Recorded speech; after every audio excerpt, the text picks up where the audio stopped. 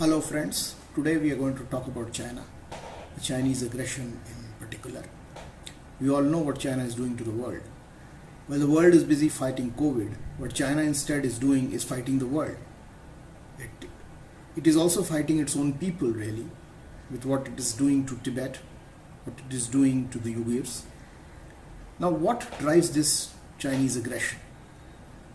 Now whatever I have read, I've tried to summarize, I'll try and summarize what and the reasons behind this aggression that China is indulging in today. Most people start with the president of China, President Xi Jinping.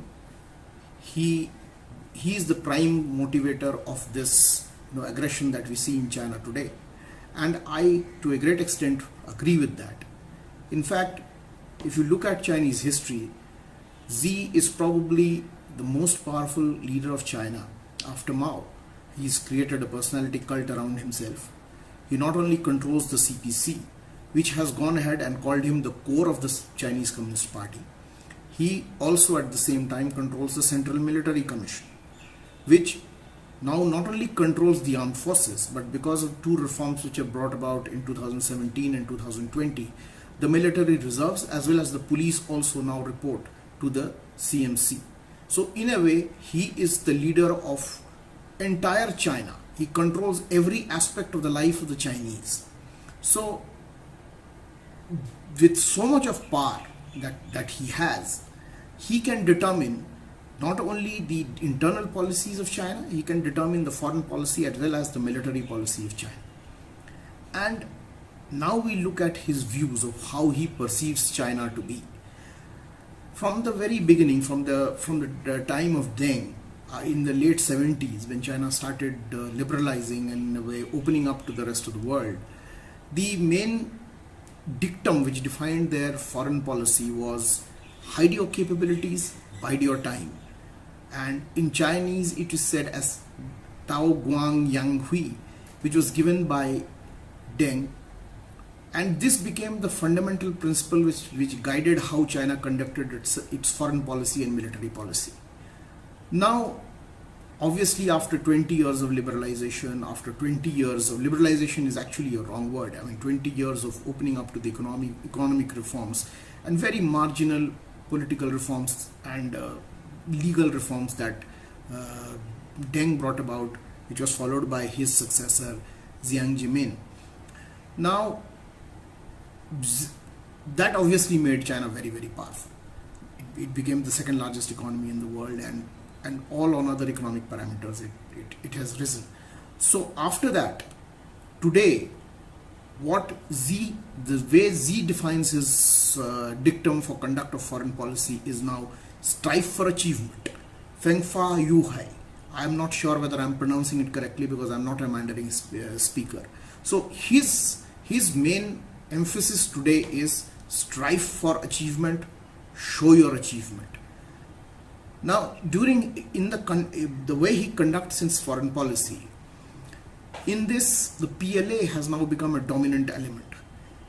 PLA has been helped by the fact that Xi has had military experience. He was the vice premier of the Central Military Command in 1979 to 1982. Also, the institutional mechanism through which the military policy was mediated has completely changed under Xi Jinping. In 2013, he created the National Security Committee in November 2013. So, which now works under him. So, this National Security Committee actually has now taken over the entire institutional mechanism through which foreign policy translated itself or was conducted. Earlier, there were very many different kinds of interests, interest groups, institutions, and their demands and their interests were all mediated through. There was not a centralized kind of an institution through which this foreign policy was conducted. Now, with the creation of this National Security Committee in 2013, which works under him, he has kind of become the overarching determinant of China's foreign and military policy. Now, how does Xi see China? Where does he want China to be? Towards this end, he has elucidated what is called his China dream. This China dream basically has two centennial goals. One of them is that China will become a moderately prosperous society with a per capita GDP of $10,000 in the 100th anniversary of the CPC. And the second centennial goal is that China will become a fully developed, rich and powerful nation by 2049, where it will be at the top of the world. It would have overtaken the United States.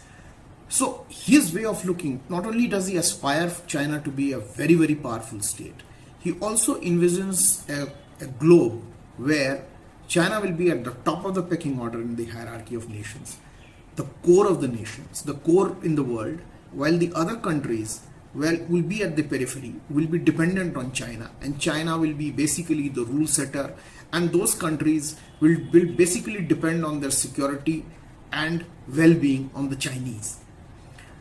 Now, the other thing that we need to look at is ideology has made a comeback under Z. Now, comeback would be slightly a wrong word to use here, and why I'm saying this I'll explain later. But the state definitely has become much more ideological, and we knew what an ideological state did what ideology did to China in 2000 when the state was created in 1949. The state was extremely aggressive in its foreign policy. It intervened in Korean War, it intervened in the Vietnam War, you name it. So the ideological states have a tendency to be aggressive and more prone to taking risks. During the Deng and Xiang era, China, the defining parameter was not really ideology, but pragmatism. Now that thing has now completely changed under Z. He has, after acquiring power, he issued a document, a thing called the Document 9 in 2013, and it talked about, and it warned the Chinese against the infiltration of all Western ideas and values like, democracy, human rights, neoliberalism, free media, etc. Then he wrote an article in a Communist Party daily, Guishi, if I pronounce it correctly. As I said again, I'm not a Mandarin speaker, in which he categorically stressed that there is a need for strengthening the rule of the Chinese Communist Party over China. So if you see both these things, what he's trying to look at is that, the strengthening of the one-party system in China, as well as complete disregarding those Western values or universal values like free press, democracy, human rights, etc. So instead of, but if you look at the history of the rise of, the ideological state, the re-emergence of an ideological state as far as China was concerned, it started with his predecessor Hu Jintao. In 2002, he faced a massive backlash from the neo-Marxists, and to a great extent, because of that, he changed policies. First and foremost is he kind of reversed many of the little political and the legal reforms which were initiated by his predecessors. And at the same time, he made the state much more ideological, which was reflected in the state supporting the PSUs, the state public sector undertakings at the cost of private enterprises. He was the first person who actually started this Chinese maritime claim. He built all kinds of bases in the Indian Ocean, and you would have heard this term which was being bandied at that time, this, and especially in the context of India, the strings of pearl, the strategy to basically encompass India or restrict Indian influence in the Indian Ocean. He started influencing or putting the claims in South China Sea. He kind of, it was during his regime that all other foreign oil companies who were trying to explore oil in the South China Seas were deliberately harassed by the Chinese Navy. The Chinese Navy started patrolling in Japanese territorial waters, in Taiwanese territorial waters. China kind of took over Scarborough Shoal during his regime from the Philippines. So apart from that, he was also greatly worried about the rise of movements like the Arab Spring. So what he did was he appointed basically he went ahead and repressed the Chinese. In 2013, he created the National Security Committee in November 2013. So the which now works under him. So this National Security Committee actually has now taken over the entire institutional mechanism through which foreign policy translated itself or was conducted. Earlier, there were very many different kinds of interests, interest groups, institutions, and their demands and their interests were all mediated through. There was not a centralized kind of an institution through which this foreign policy was conducted. Now, with the creation of this National Security Committee in 2013, which works under him, he has kind of become the overarching determinant of China's foreign and military policy. So now when you look at it, how does he see China? Internally, he was greatly worried about these movements like the Arab Spring and their influence that they could have on China. And so he used his powerful security czar, Zhao Yangkang, to crush all internal dissent in China. So, I mean, in a way, Xi's policies are a continuation of whose policies? Now, if you look at it, so when people blame Xi for all the aggression that Chinese are showing now, it is only partially correct, because the psyche of the Chinese leadership, even among the population, as I'll come to now, shows that there is this element of trying to dominate the world very inherent in the Chinese psyche. It is just now that, and the real aggression in the Chinese behavior actually started after the 2008 global financial economic crisis, which affected the West the most, and China kind of came out unscathed. And after that, they started thinking that their time had actually arrived in the world. Now let's look at the third factor of what determines this aggression. Now let us look at the third factor, which basically determines why the reason behind this aggression. Countries are also conditioned by their self-perception. China, like India and Iran, is an ancient civilization. Many call it the longest continuous ancient civilization in the world.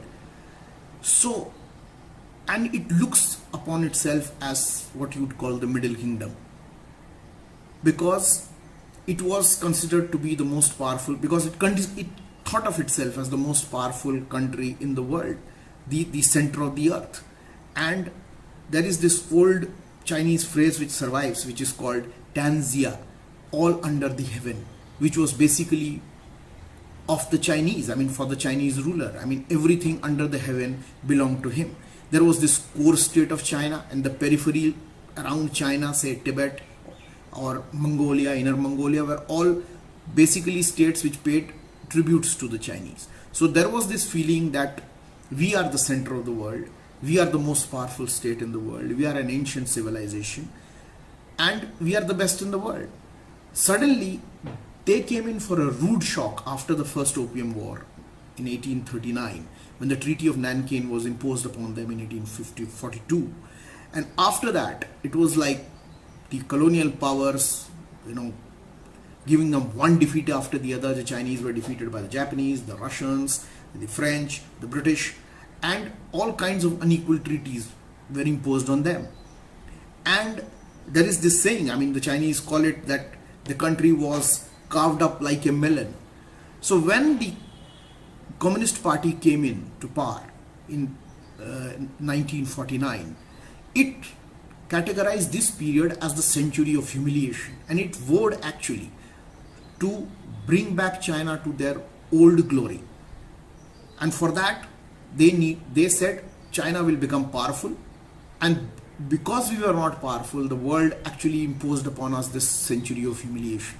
So this will to power is something which basically stems from their historical narrative. And if you look at it, you have to give it to the Chinese that they have pursued power with single-minded devotion. And because of that, what you see today is that it's the giant that it is today. It is world's second largest economy. It's the largest manufacturing country in the world. It is the largest trading nation in the world. Last year, I mean, it overtook the United States of America, filing the largest number of patents in the WIPO. And apart from that, it is the second largest military power in the world. I mean, when it comes to in the context of the military budget. So, because of the single-minded devotion, today it is a very powerful country, and powerful countries have a way of, interacting with the world. At the same time, when you have this sense of superiority as well as this persecution complex, it is a deadly cocktail, because you are always worried that this power, if you don't use this power, if you do not subjugate those people whom you deem to be adversaries, tomorrow they might attack you, and you might be back to your so-called century of humiliation, or you might be humiliated again.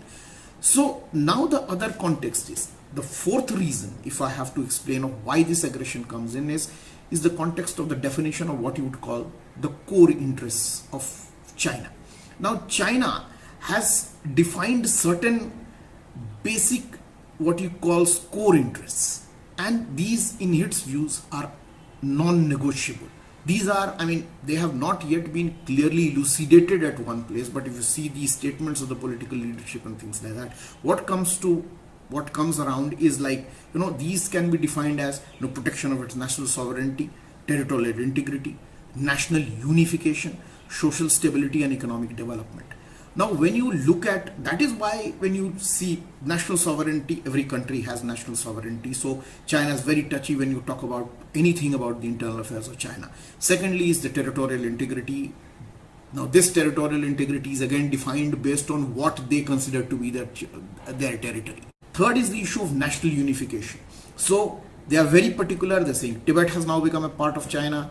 Macau has become a part of China. Hong Kong has become a part of China. These were all part of China. The only renegade province that they talk about is Taiwan. And they are, come what may, Taiwan for them is non-negotiable in their eyes. So in 2005, they passed an anti-secession act as well, saying that in case peaceful reunification of Taiwan with Chinese mainland does not happen, they are well within their rights to use force against Taiwan. Now, so for them, this so-called concept of national unification is not negotiable. And similarly, social stability. Now, social stability and economic development basically translates into a one-party rule as far as the Chinese Communist Party is concerned. That China can only progress under them, and there is no way they are going to let go of, and or tolerate any attempts by any power, so as to say, to impose a system where the complete domination of the Chinese Communist Party over the Chinese society and government is undermined. So and to protect these, they are ready to go to war. So it is again a situation where you define certain non-negotiable criteria. You define what constitutes your territory, and you say these are non-negotiable. I'm ready to go to war as far as this is. So this is an aggression which is built into their psyche. Now, where does all this lead to in the future? Now, this is another question. Now, when you, on the face of it, China looks very powerful. It has, people say that at the moment it is. But this this opening of so many fronts and the international aggression that we see as far as the Chinese are concerned is taking a toll. Now, what does the future hold? In my view, the Chinese aggression is going to multiply, because difficult days are going to come for them. Now, if you see the economic development, gone are the days of double-digit growths of the 2000s. Last year, the economy grew by 6.1%. Now, when you look at the economic growth figures as well, many people have raised doubts about the reported growth figures of China. It is strange that the same person, Ning Zeche, he is responsible for fixing these GDP targets as well as measuring the achievements. A Brookings report actually said that every year China had actually inflated its economic growth rate by about 1.7%. If you look at the revenue growth, it has seen substantial fall this year. It has come down by about 3.8% in 2019, and it's 6.2% in 2018, that revenue growth. It was 7.4% in 2017. So we are seeing a secular downward trend. Now, this has led to widening fiscal deficit. Last year, the reported fiscal deficit was 4.9% of the GDP. Now, what the IMF estimates is that the shortfall of government revenue is more than 12% of the GDP. Now, all this has led to an effect on the planning of the OBR. You can see the scheme, the plans of the OBR being cut. Today, China seems very reluctant really to finance the port in Myanmar. They had an agreement with Nepal about building a road and a rail link between Nepal. Nothing has been done so far. They now want the Nepalese to finance it. Similarly, with the OBR projects in, what they call the CPEC projects in Pakistan, there is also a relook at that. When you look at the military budget, the Center for Strategic and International Studies estimates that this year the defense budget may actually fall in real terms. The J-20 program is having a problem. There are talks that the 4 nuclear powered aircraft carriers that they were planning, that plan has been shelved. So all this is, and on top of it, there is gradual murmur of dissent starting against Xi Jinping in China.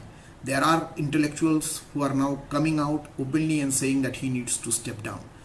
And when the leader, who is so powerful, faces a slowing economy, faces his military might, his military budget being cut, the PLA on which he has a great deal of control, he has brought in a great deal of reforms as well, on which he depends, not very happy with the budget cuts, and if the economy continues the way it is because of the international pushbacks that is happening right now. Unemployment today is close to, by some figures, 70 to 80 million Chinese are unemployed. So in this case, what will Xi Jinping do?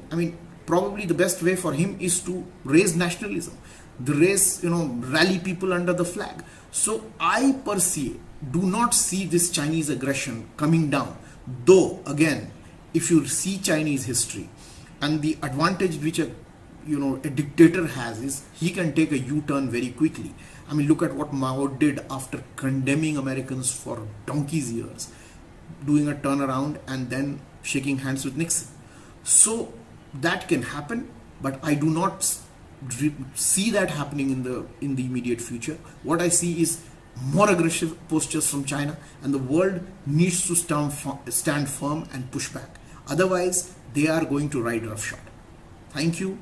This is my first podcast. In case you liked it, please give me a like, please subscribe to my channel, and please share with as many people as you can. Thank you so much.